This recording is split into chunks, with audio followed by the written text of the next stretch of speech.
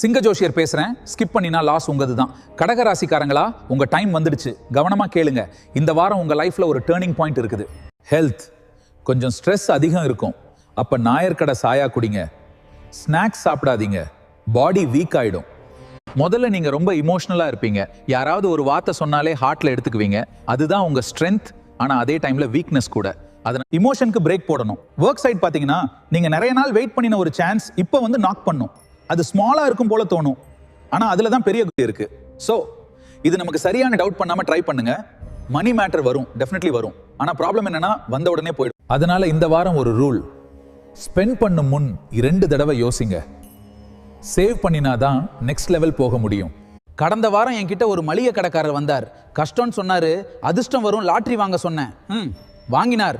முதல் மொத்தமும் போயிடுச்சு. ஃபேமிலி சைட் உங்க பிரசன்ஸ் ரொம்ப இம்பார்ட்டன்ட். கொஞ்சம் டைம் ஸ்பெண்ட் பண்ணுங்க.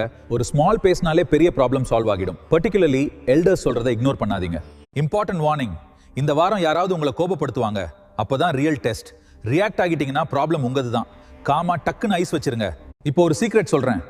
இந்த வாரம் நீங்க எடுக்கும் ஒரு டிசிஷன் அது நெக்ஸ்ட் 6 monthsல நடு ரோட்ல நிக்க வச்சிடும். அதனால யோசிச்சு ரோட் சைட் போகாதீங்க.